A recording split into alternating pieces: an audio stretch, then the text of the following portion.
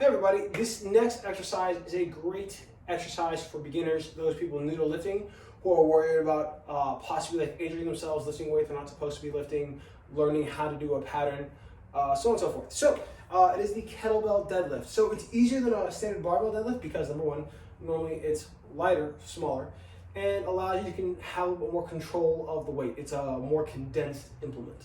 So I'm here. I'm using my kettlebell. I keep it in between my feet. I keep the bar at about mid-foot here. And when I do my kettlebell deadlift, guys, my deadlift hinge patterns, my hip should be below my shoulders, not up. If you want it if your hip is above your shoulders and or parallel your shoulders, that's more of a Romanian deadlift, which is still a deadlift variation, but not what we're learning here just yet. So we're starting off with, once again, a standard deadlift pattern, which means there will be knee flexion, so there's going to be bend in the knees. My shoulders are going to be above my hips, and I'm going to be able to have a tight back here, and then be able to stand straight up, like so, and come back down. Once again, this is a hinge pattern, this is a hip-dominated pattern, so lots of glutes and hamstrings recruited here. Back should be tight, there should be minimal rounding, if not any. Like some people naturally have a kyphotic spine, so they'll have a difficulty extending through the chest. That's okay. It's something that you should work on or can work on. There's exercises on this YouTube channel that can help with that if you're interested. But yes, so once again, when under load, we don't want to have any changing spine angles, because that creates shear force and injury force on the spine, and that's no good. So once again, I'm here. Tight back. Once I'm locked in position, my spine position should not change.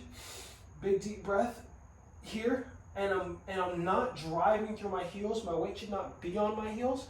You want your shoulder a little over bar. You definitely don't want your shoulder behind the bar or behind the handle of the kettlebell whenever you're deadlifting.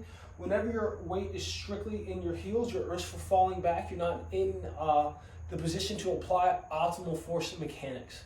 So once again, here, my shoulder is past the handle. My back is tight. Here, stand straight up. Notice how my back angle is not changing. I'm not rounding or extending. I'm in the same position I was when I started. I stand all the way up. Come back down. But yeah, guys, that is the kettlebell deadlift. A great variation for those wanting to learn how to deadlift or perform a deadlift, but don't have the skills yet to do so. Practice and learn with the kettlebell first before picking up the barbell. Definitely don't let your ego get in the way of that. But yeah, guys, that was the kettlebell deadlift. I really hope this was fun and informative for you. If it was, go and hit the like button. If you have any questions, throw them in the comments. And if you haven't yet, definitely subscribe to my YouTube channel.